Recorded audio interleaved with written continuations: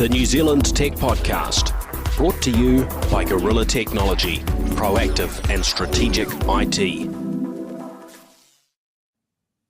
Hey, folks, greetings and welcome along to the New Zealand Tech Podcast. Great to be back again, and great to have Vincent Heeringa on the show. How are you, Vincent?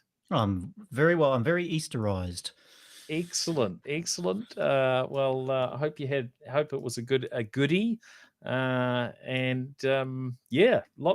going on in the world. Did you have any hot cross buns, Paul? Did you manage to get a break?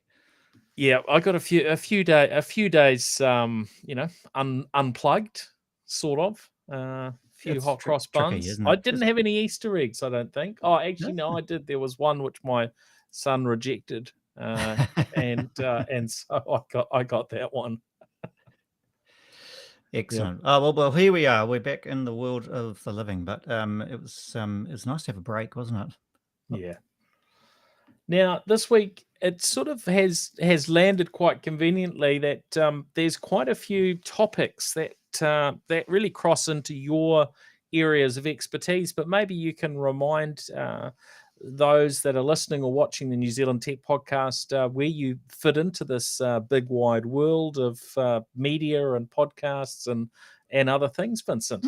Oh, thank you. Well, thanks for having me on the show, Paul. It's always nice. I have a thin claim to being a technology expert, only having written about it for many years as a journalist, as a publisher of magazines such as Ideologue, and then also having laddered sort of in these last days being a PR and a comms consultant to lots of technology companies and a venture capital fund called Punakaiki Fund. And then also do my own podcast, which is on your platform, Paul. It's called This Climate Business, and that's all about climate tech, the solutions to climate change I'm very interested in. So I end up talking to a lot of technologists about climate solutions, and I'm quite interested these days in food because I've started a food blog called The Feed, and that's kind of about the intersection of food, technology, and sustainability all coming together. So I do not claim to be a technologist, but I'm highly engaged. Yeah. Oh, look, it's always fascinating to talk with you, and always enjoy learning from your opinions. And we've certainly landed on some interesting news and topics to delve into this week. The first one is this company, Helios Energy, a new energy developer here in New Zealand, who have some pretty interesting things coming down the pike in our direction. A $1.3 billion investment into solar, and a big name from Google, Urs Holtze, who is recently moved to New Zealand, and in fact that sparked a little bit of controversy when he moved here, because this happened during this COVID window, and I think he got a little bit of flack for his move to work remotely in New Zealand when Google wasn't necessarily encouraging exactly the same of their other employees. But I think there is a sort of certain level of benefit you get as a senior exec in a large firm who's been there for a couple of decades. That they're probably a bit more flexible would be my guess on his front, if that's not something they're encouraging all their people to do. But what can you tell us about this, since it's very much your area? Did it catch your attention? I leave the politics of people getting preferential citizenship, Peter Thiel, such like, one rule for all and all that. But in this case, happy outcome for New Zealand, because solar is desperately needed in New Zealand. We have an amazing story around sustainable energy. We have at our peak, we will be 86% renewable on any day, which is a fantastic number internationally. But that last 12%, 14%, Paul, is proving to be very expensive. If we want to get to 100% renewable electricity, that last 12 to 14% is very expensive and difficult, and so it needs lots of answers, including solar. And this company is promising to install 1.8 terawatts of power, which is a huge amount. That's 4% of the New Zealand energy use, which is just a humongous amount of energy. And at the moment, New Zealand produces only about 1% out of solar. So, that's going to be more than a quadrupling of New Zealand's solar output. They haven't committed where these solar farms are going to go, so that will be kind of interesting. And they have said South Island, North Island, so I guess look out for those. But I can only see upside with this interloper coming to New Zealand. Good on them. Bring it. Yeah, look, I think it's really, really exciting, as you say, that getting us to 100% renewable energy is not necessarily a super easy or affordable thing. And you look at how we've got there. Well, it's been over a very, very long period of time, and for instance, the hydro that we have was built really in another age, and getting more hydro seems reasonably unlikely at this stage. Possibly some sort of some changes on the hydro front, but well, there is the Onslow Dam Project, which is being looked at, which is this pumpable renewable system where at low energy consumption, the pump will be used to replenish the upper part of the lake, and then in high energy times, when energy costs are high, the turbines will flow as it flows down. That's quite a good idea. It's eye-wateringly expensive, though. We're talking billions and billions of dollars to build such a thing, and a long time. Whereas, it's incredibly boring fact, Paul, we actually don't need more energy sources if we could save what EECA, the Energy Efficiency Authority, are telling us could be saved just by being more efficient, having smarter appliances, managing the load better. We actually could reduce the need for building this additional generation resource just by being smarter with what we've got and less waste. There's a huge amount of waste that just happens on a daily basis. Although I did, there was an interview, a TED interview over the weekend with Elon Musk, and it's always interesting the sorts of numbers that he churns out. But one number that he shared, as we move away from fossil fuels and in all its varying forms, what I took away was a suggestion that we may need 2 to 3 times as much electricity as what we use today. If we move to electric planes and trucks and just absolutely everything, that's actually going to be quite a big deal. So I don't know whether that's quite true on the electric front, and I'm sure it will vary in different markets in terms of how much transport it is, and I think that covers everything down to ships and so on, which might well have slightly different approaches to how they're powered in the future. Well, I think energy is a little bit like data. You consistently underestimate how much you need.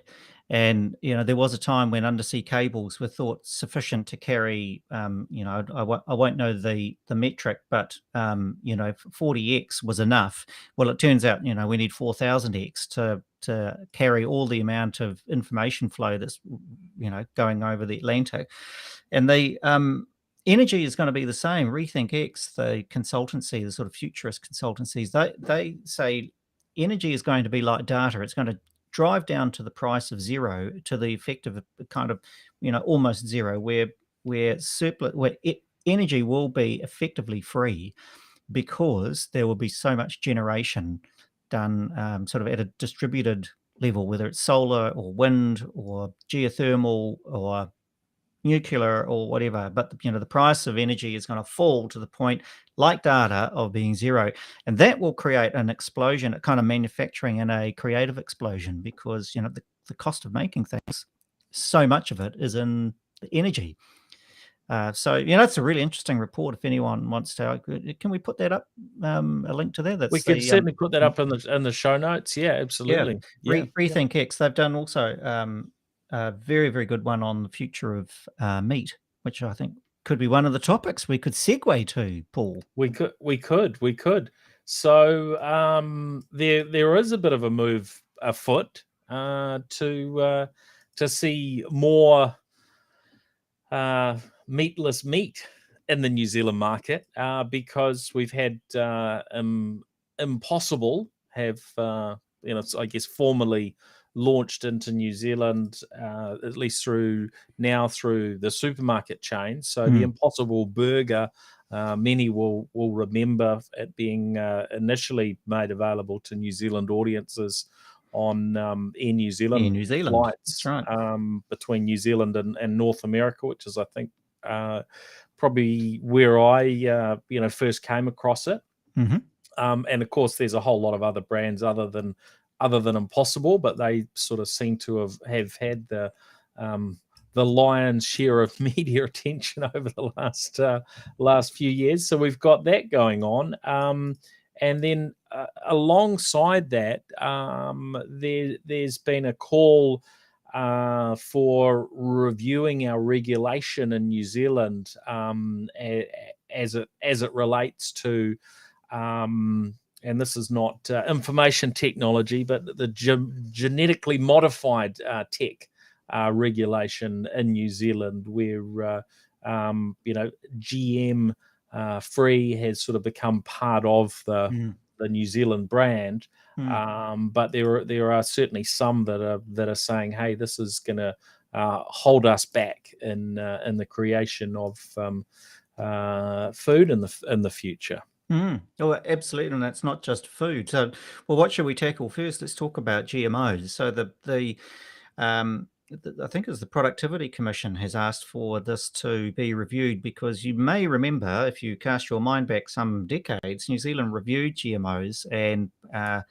really put a massive restriction on what could be done in terms of research, but also commercialization. So very strict rules around GMO use and production in New Zealand, and it's from a research point of view, it's really thwarted our ability to innovate in that space.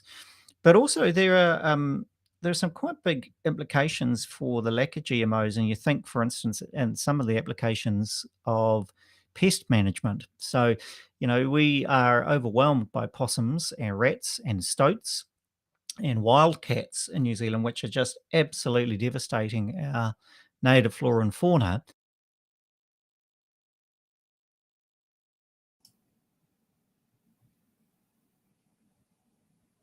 Oh, not hearing you there, Vincent. You got a bit quiet.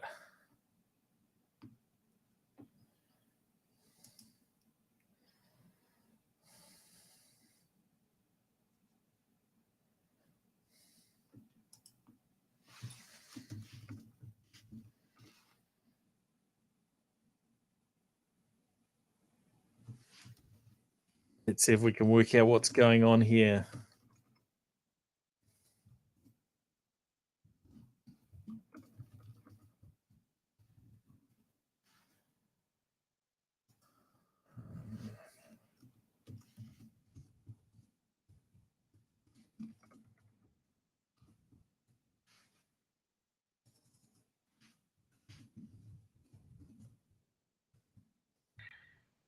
We might disable that microphone. Is that any better? There we go. We can hear you again now. Yep.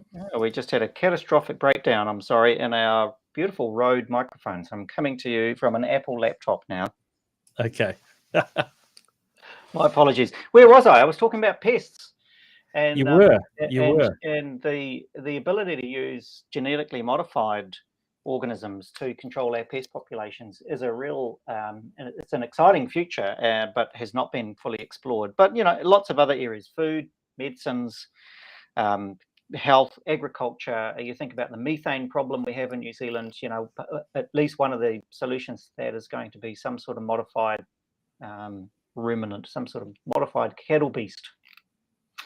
And the difference, Paul, these days is that the GMOs of today are so much safer and quite different. So the gene editing techniques, particularly CRISPR, that's the acronym CRISPR. It stands for a series of words I can't quite remember, but it's a different way and it's a safer way of producing GMOs. So there's much less risk of, there was all that sort of crazy Frankenstein food, I think it was called, anxiety, but I think that's past now. And so, yes, time for us to review, way over time. Okay, oh, that's exciting. And do you know, is the political appetite there for change? Is this something that sort of is quite broadly accepted, that the risks associated with genetically modified organisms is much lower or near non-existent now? I've seen no research on this, so this is complete idle speculation. But Yeah. I think that the majority of people wouldn't give a damn, and it will become used maybe by the Green Party as an election thing, and they will bring up the sort of spectre of Frankenfood and other kind of monstrous objections. But I don't think. I think the science now is pretty clear, and hasn't it been interesting during COVID to see the influence and the respect that science and medicine has been accorded, which is apart from a very, very nutty minority, New Zealand has been a pro-science, pro-vaccine country, and I suspect that same level of good quality, sensible thinking and practice is going to go into this. I'd hope so. All right. Well, we have all sorts of listeners with all sorts of opinions on that. I'm sure some of them aren't entirely nutty, but might not entirely agree with you there, Vincent. But, that's okay. Where we? Okay, so might have to drink my tea at the same time as having a chat to you. Of course you can. Of course you can. So we might be up for some big changes, and this move in terms of meat that isn't meat. Yes, it's a very exciting future. So we're early stages. There are three types of kind of alternative meat. There's plant-based, which is pretty well established, right? You go into most supermarkets, you can get plant-based protein alternatives. Sunfed, for instance, do a fantastic chicken alternative. That's pretty established. That's just extracting protein out of plants. Often pea or soy are the options there. The next level is this, what we're seeing with Impossible Foods, and that's where it's kind of got a slightly. They use a plant-based, then they introduce a molecule called heme, which they've developed to create that kind of blood effect. So it's a juice. It creates the juiciness in the burger. That is actually a GMO. It's produced by a bacteria that will express the heme molecule, and they put that in I think in a bioreactor and make these patties that are plant-based protein with the heme molecule kind of inserted. And then the next level, which is probably the most exciting, is cultured meat or cultured protein, sometimes called lab-based protein, and that's where GMOs are quite an important technology to use. And that's where you can effectively grow protein muscle in a lab on a substrate. And instead of having to slaughter a whole beast, you can just grow the steak. This can be done at the lab. You've probably seen videos of it. But pretty pricey, right? At the moment, we're talking about cutting edge technology, right? And early days. It's early days, and we're not even at the Model T phase of this. This is really early days tech, but it can be done. It's done in the lab, and it's done at small scale. But finless fish is they're an outfit I think they are in the States, that they are making. They might be Israeli, but they are making fish protein. There is there's egg alternatives, there are milk alternatives, there are meat alternatives using this cultured meat. And New Zealand has a very good opportunity through the work of the likes of Plant and Food to pioneer this space, particularly fish. If you think about great New Zealand tasting fish, hapuka or teraki or snapper, being able to grow that kind of flesh, basically flesh on a substrate without having to farm or kill a fish, is pretty exciting. So yeah, I think the as a tech, awesome, bring it on. There'll be consequences we haven't thought about, and one of them is packaging. There's just so much packaging that has to happen with and processing with some of these products. So there will be some consequences, but we need to feed the world, and we need to do it sustainably, Paul. We grow some pretty good beef and lamb and fish around New Zealand as well, right? So that's probably not going to be disappearing anytime soon. I guess we end up with a market where over time that becomes even more premium in terms of what gets grown here, in terms of the prices and so on. We don't seem to have maybe been impacted, and you might correct me on this, as much as maybe I had thought, in terms of the old food miles, and how far our food has to travel to get to export markets. That doesn't seem to get as much attention these days. Anything you can fill us in on there? I'm just out of curiosity, and certainly we've talked a lot about weightless exports as a country, and that's certainly something that we're very interested in doing. But is there a lot of interest in food miles these days? There isn't. There should be, but there isn't. But at least in New Zealand's case, that was fairly well debunked by an outfit called the AERU, the Agribusiness Economic Research Unit, in 2012, I think it is. They did a major study into emissions of New Zealand primary produce, including the shipping. So, all the embedded energy costs of production, plus the shipping and the distribution to supermarkets, and found, even still, by comparison with European competitors, a New Zealand lamb or butter or steak had lower emissions profile than a European-based farm. And that was a breakthrough moment for New Zealand. It was done by a woman called Professor Carolyn Saunders, and she's actually gone on to do some really interesting work to help New Zealand primary produce establish itself as this sort of sustainable alternative, to Northern Hemisphere, particularly American and Chinese practices, which are, by our standards, appalling and should be put out. Those feedlots that you see on a mass scale in the States are diabolical. And if that is the future of farming, then bring on the impossible foods. But actually, New Zealand has a really good story to tell around ethics, sustainability, struggling with the water quality. We know that, but it's a journey. Cool. Oh, thanks for that. That was something I wasn't too sure about. I'm sure there'll be others in the same boat.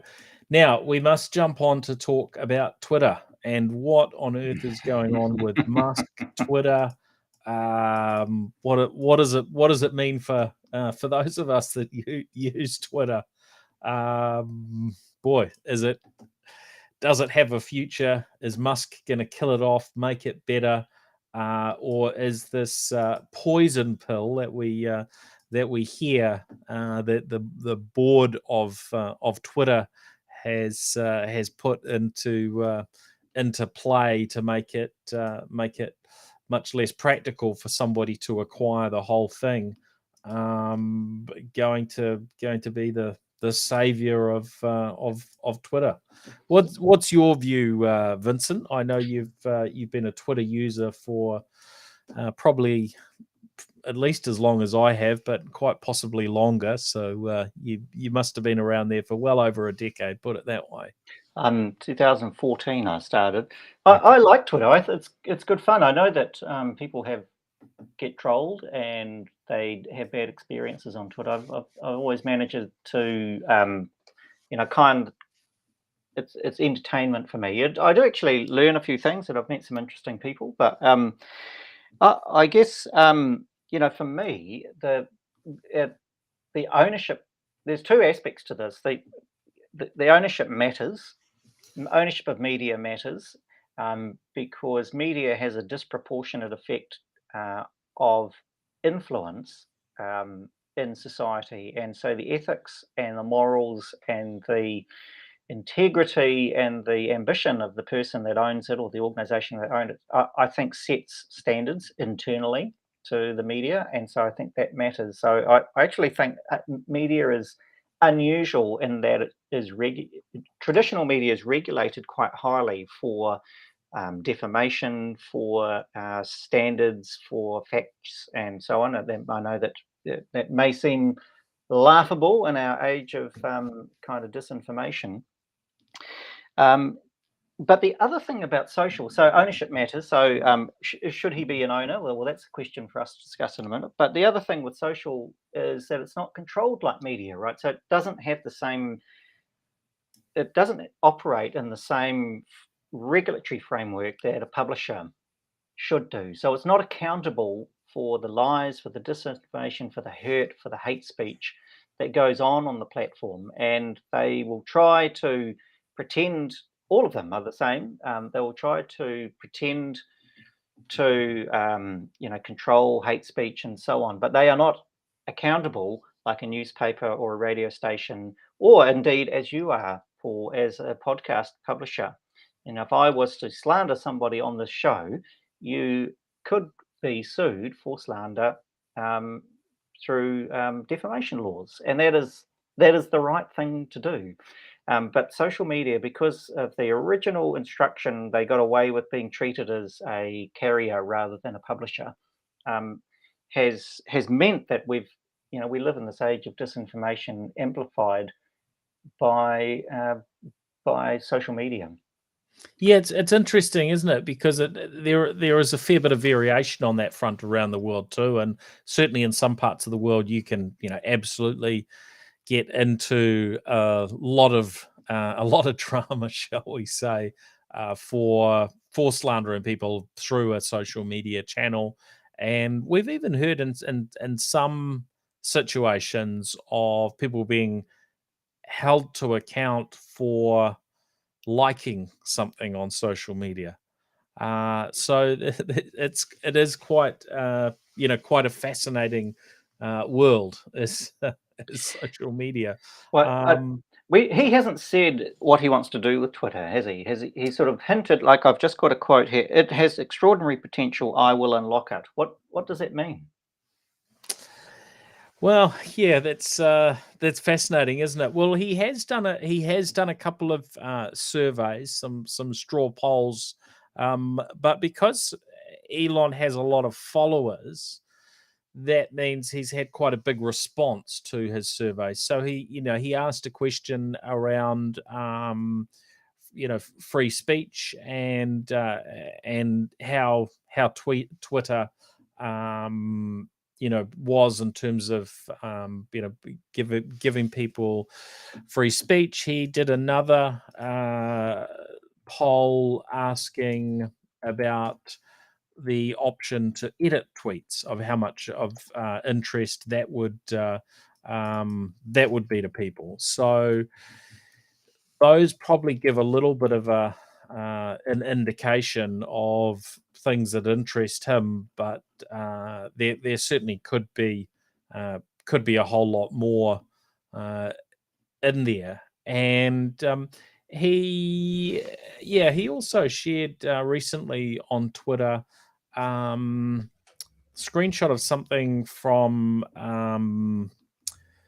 YouGov and The Economist in terms of which media organizations are trusted more by, and this was very much a US thing, so I was referring to Democrats and Republicans and how much they trust their media, and it was absolutely fascinating.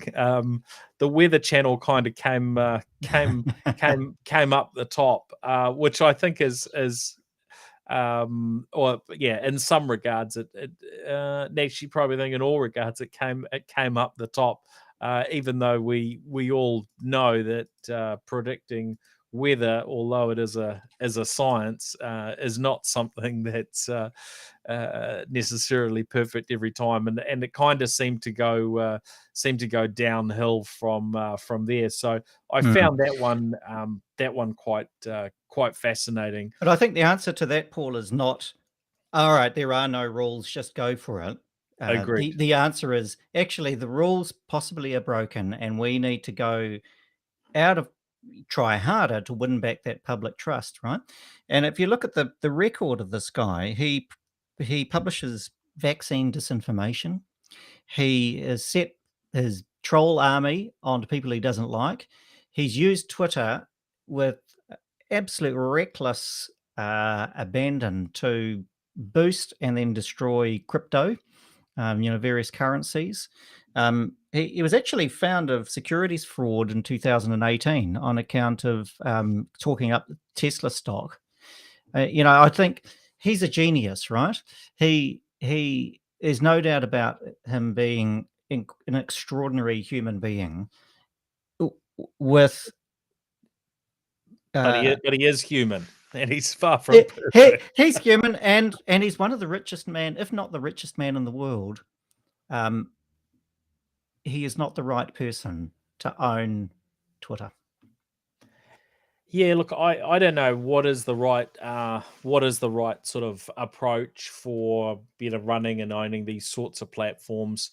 And I think we've probably discussed it in the past. There's a level to which when a platform gets as big as Twitter or Facebook or TikTok, LinkedIn, and then gets used for political purposes, you realize there's a huge element to these platforms of them having value from a public service perspective. But of course they're not owned by they're not owned or they're certainly not not controlled entirely by the general populace. And of course everyone has different feelings and values, and so when Elon did that survey, and I'm scrolling through now just to see if I can see that particular one amongst all his other bits and pieces in the Twitter sphere. So he did it, his question on free speech.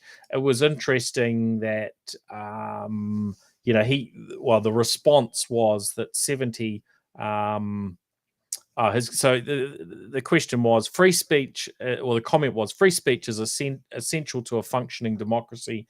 Do you believe Twitter rigorously adheres to this principle? Of which 70.4% said no. So you can see that's kind of a direction that he's coming from. But as you've pointed out, the sort of stuff that he shares is can be fairly controversial and not always steering people in the right direction. With every right comes a responsibility, and I think that's what he's not prepared to acknowledge. And 74% of tech bros agree with him. Well, whoop-de-doo. That is not democracy, and it's not representative of the community. No, well, I think it's a reflection of those that follow him, right? Probably predominantly, more than anything else. Turns out my followers agree with me. Yeah. I never knew. Anyway, let's move on from Elon Musk. Stick to cars and rockets. Yeah. Look, there's a few other interesting things we can delve into. A big crypto heist in the last few weeks has started getting well, it's had a bit of attention already, and this is the Axel Infinity's 625 million. This is US dollars crypto heist, and the most sort of recent things that we're hearing is that this may indeed have been carried out by the North Korean Lazarus group, who have been linked to some past scenarios. I think Sony getting hacked in the past, but if it is indeed the Lazarus group, then I mean, this is just an insanely large amount of crypto to get stolen, and it's a little bit hard to get your head around this scenario when there is that sort of feeling that we're moving into a world where cryptocurrencies are more and more a day-to-day thing. In fact, I had caught up with a friend today, and he needed a little gadget that I happen to have spare, and he said, "Oh, look, shall I just send that to you in crypto?" And and he did. And did you accept it? Was it legal tender at Gorilla Tech? I hope so. I hope we didn't break any laws in the process. But can you explain to me how this heist worked? So North Korea am I reading it right that Lazarus Group has stolen $615 million worth of crypto from the players or from the game maker, or can you explain it?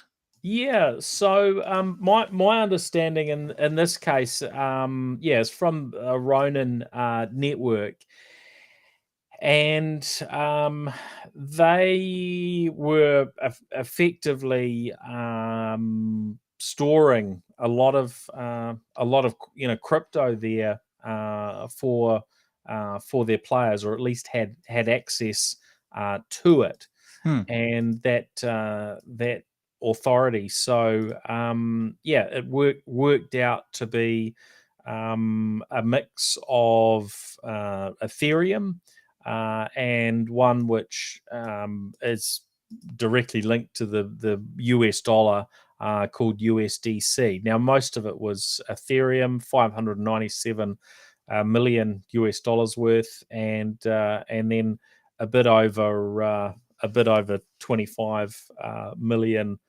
of the USDC, and possibly one or two others were in there as well to make up the balance. And has it been discussed what the motivation was? Was it simply that they need money because obviously they are under huge sanctions and desperate for money to sustain their shambolic economy? Was that the motivation, or was it some sort of political statement, do you think? Look, and these things, of course, we never know the full story of what goes on behind the scenes, because North Korea is unlikely to sort of, put out a press release and say, hey, this was us, you losers. We've taken your crypto, because if I guess if that were to happen, then there would probably be some harsher consequences. So they're unlikely to ever admit to it. But look, I think if you look at certain countries, they are a little bit more relaxed about making financial gains through cyber criminal activities, and so we see these state sponsored attacks of this sort of nature.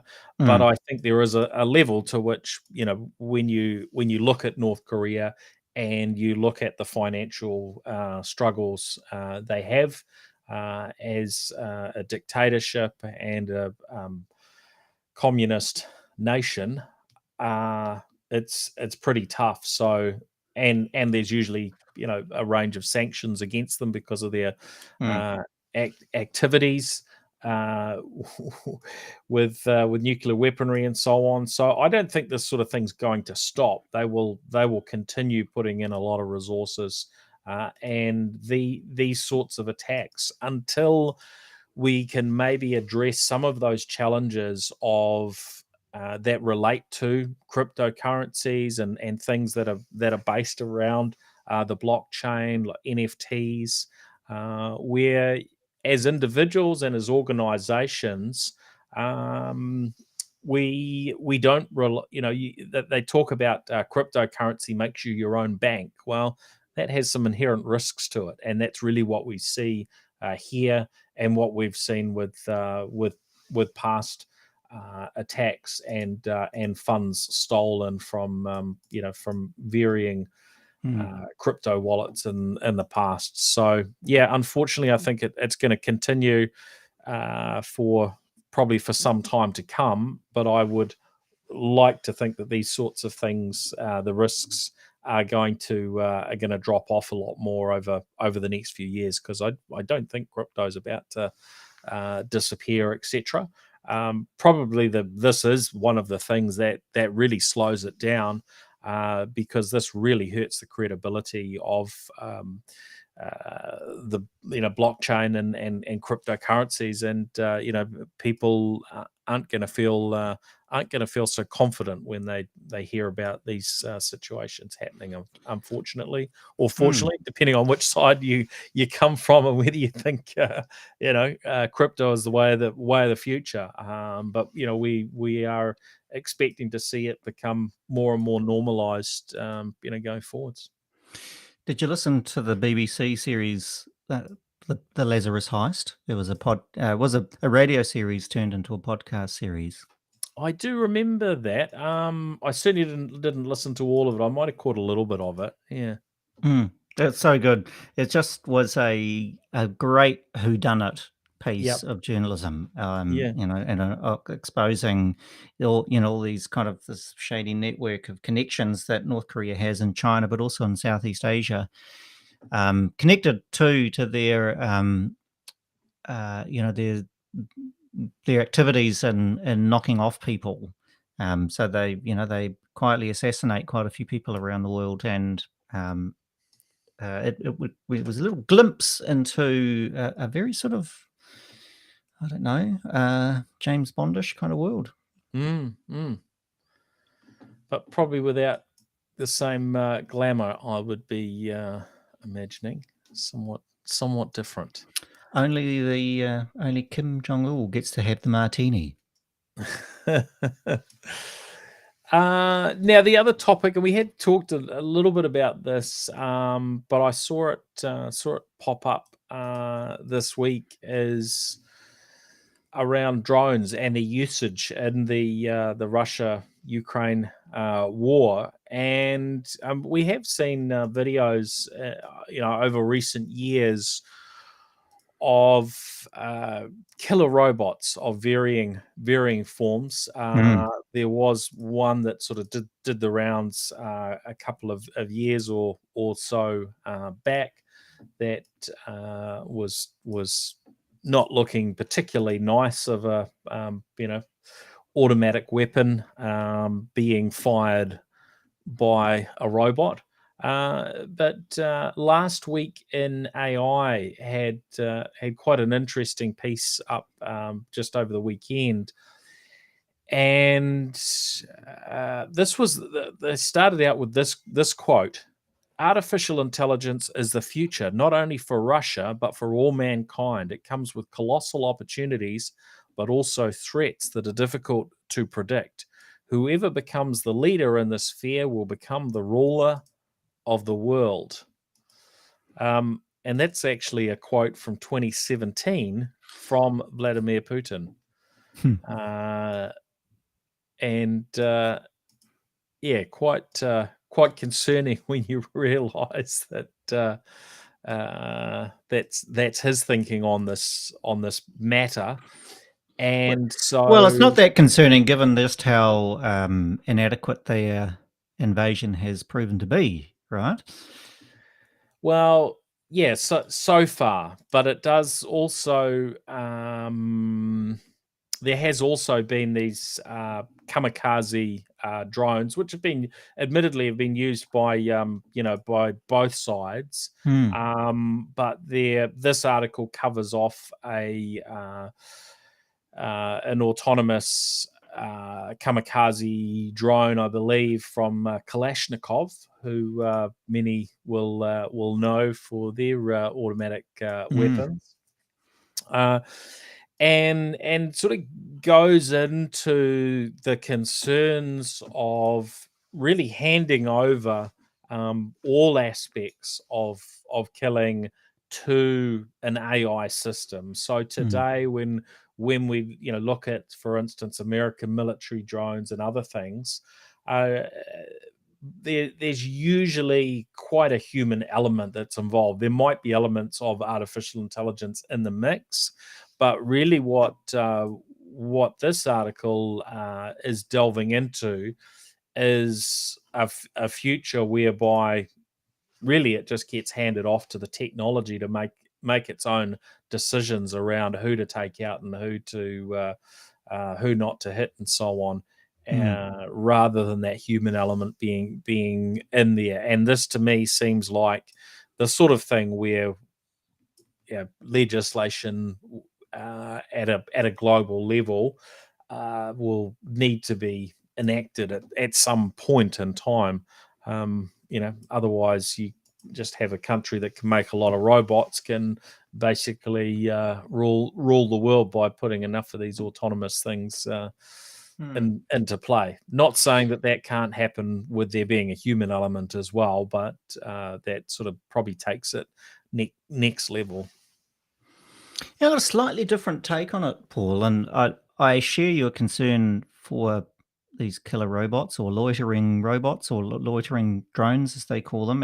Absolutely, and we're right to worry about the technology.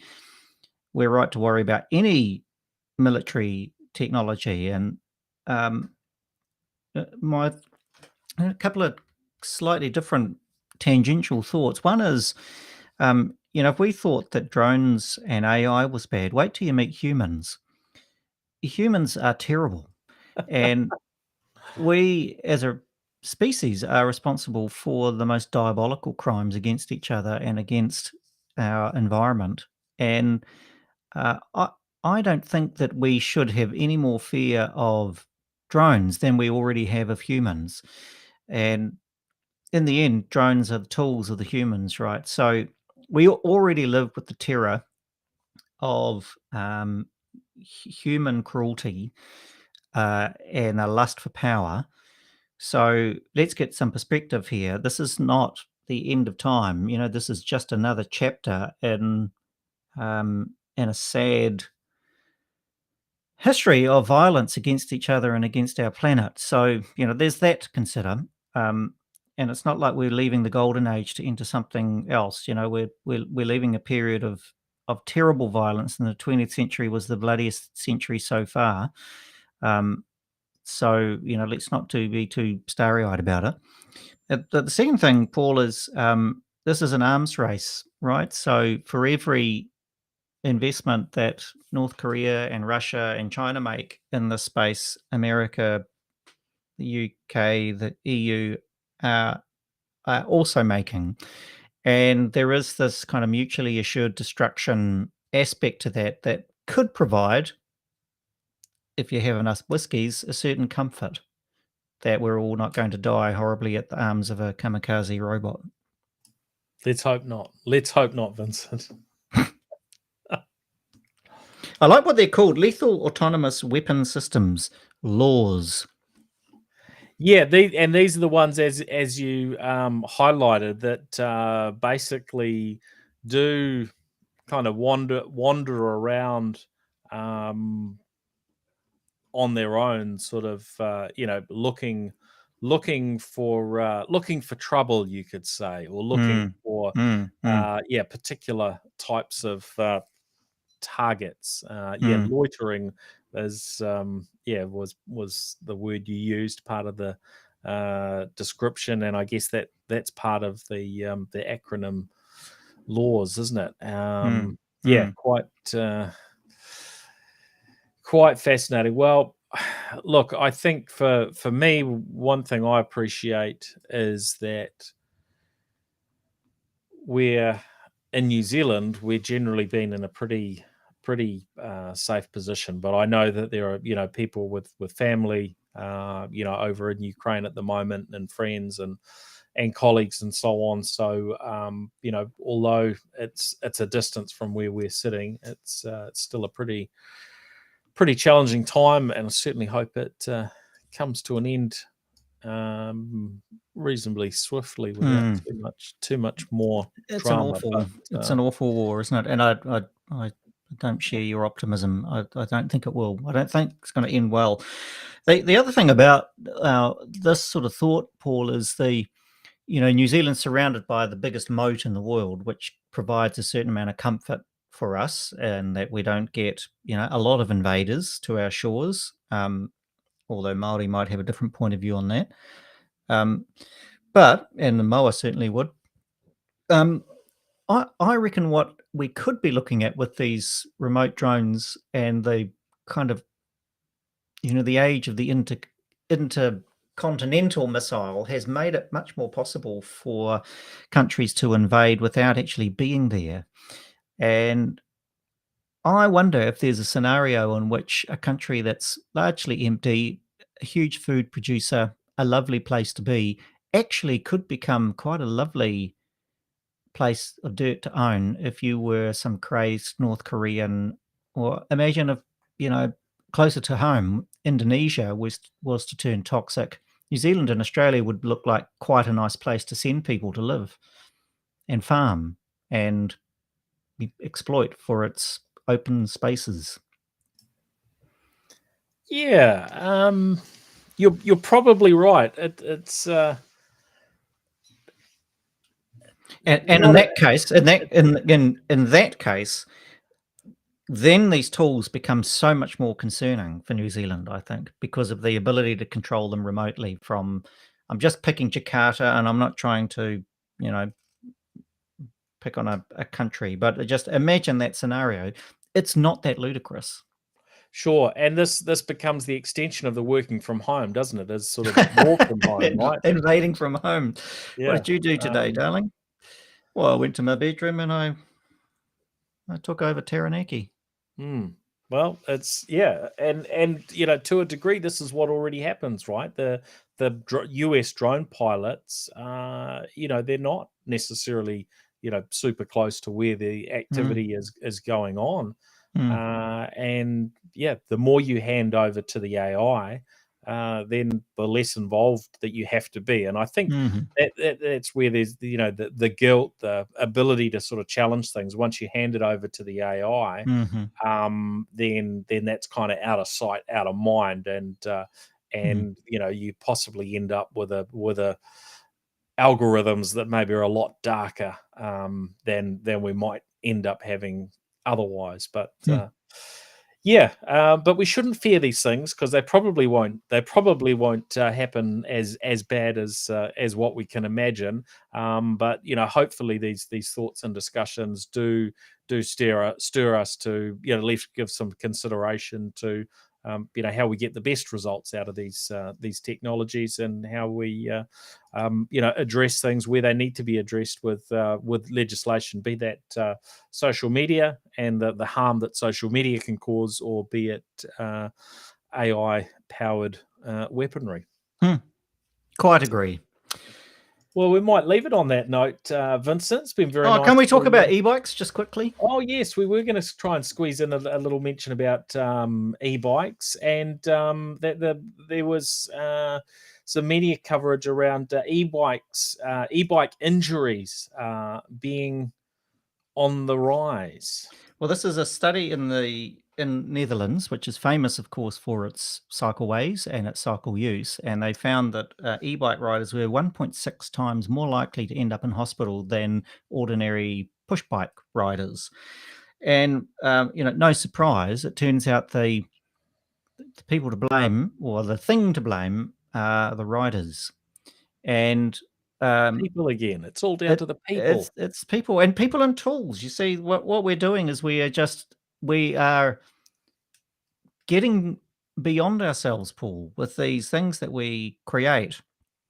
And it's the old rights and responsibilities thing again, isn't it? I could ride down the cycle path at 41 kilometers quite comfortably because that's what my e-bike does. When I cycle to your studio, Paul, I blast down that cycle path. But and so a very simple mistake that might help me just, land on the grass ordinarily on a push bike would actually be quite catastrophic for me at 41 Ks. And so this technology is just this amplifier of human capability, isn't it?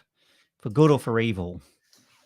Yeah, look, on the flip side, we've seen airbags on motorbikes and so on. So there is an ability to use technology both to increase risk, but also to reduce it. Reduce risk. I would like to see that we get a good balance there. And I must say, I chuckled as I was heading back to the office after popping out for some lunch earlier, and saw somebody on one of the e-scooters that you rent, and they were going at a reasonable pace, and on the handlebars attached was the helmet. On the head was nothing. And I just thought this was a topic we talked about on the NZ Tech podcast, sort of in the early days of these e-scooters coming along, and those sort of safety risks was, well, can't they modify the technology so that it there can be a helmet attached and they can keep a track of whether the helmet's there or not. They're not just going to all get stolen if they do it right, surely. And well, you can lead a horse to water, but you can't force everyone to necessarily wear the helmets. So it's a bit of a not so queer as folk. So yeah, there we are. Anything else you wanted to squeeze in there, Vincent? Well, I see that there's the Guardian are predicting that there's a rush to create the the Netflix of games. So is there one company that's going to rule the ball to be the ultimate subscriber of games and gaming? I don't know. It's so competitive, and it's a very cool market to watch. The competition, and I think gaming is probably an example of capitalism at its best. Making stuff that's just innovative and exciting and dynamic. I guess there's an argument to say if you're a small game developer, you don't get a look in because it's owned by the big guys. But it's pretty cool. I think there are ways to be able to, as we do move to these subscription models, and of course even Netflix is offering games, in some markets. Microsoft has been, a number of years into building their Xbox Game Pass. It's been about 4 years now. And it was interesting, Sony, who said there's no way we could afford just to put everything on a subscription, are now doing exactly that, and moving to a subscription type offering. So I do think that we have some pretty interesting times ahead with gaming, and those who were maybe on the more extreme end in terms of what they spent on games will potentially find that their spend comes down a little bit. Those maybe who would spend a little bit less, they might end up better off. But of course, I'm sure there will be ways to squeeze more money out of folks, and as we move to this kind of metaverse type world, and there's going to be more things that we can buy and acquire in our digital world. So probably the spend will keep going up, and in fact, one thing that probably helps it go up is the simplicity of a subscription type model. Let's talk about digital twins next time. That's All right. fascinating. Yeah, I love that stuff. Yeah. Good. All right. Well, thanks, Vincent. Great to catch up. Now, where should people go if they want to subscribe to your incredible podcast, This Climate Business? Well, if you go thisclimatebusiness, 3words.com, you'll go to the landing page, and you will see, I think, the last 10 episodes. But also, if you just go to This Climate Business on any of your favorite podcast platforms, you will find there the entire archive of, I think we're now up to sort of 89, or it might even be doing 90 this week, of conversations with great New Zealanders who are bringing solutions to the climate crisis. Fantastic. Thank you, Vincent. And of course, people can catch you on Twitter. You've also got the website, the feed that they can check out. So, but it's definitely worth following Vincent on Twitter if this is the sort of thing you want to keep up to date on. And he certainly knows his stuff, and is often sharing some pretty insightful things. So thank you, Vincent. Thank you, Paul. That's very nice. Thanks for having me on the show. Always a pleasure. We mustn't leave it quite so long next time. And thanks everyone for joining us on the NZ Tech Podcast again this week. And of course, a big thank you to Vocus, Vodafone, Spark, HP, and Gorilla Technology for their support. All right, that's us. We'll catch you all again next week. See ya. The New Zealand Tech Podcast, brought to you by Gorilla Technology, proactive and strategic IT.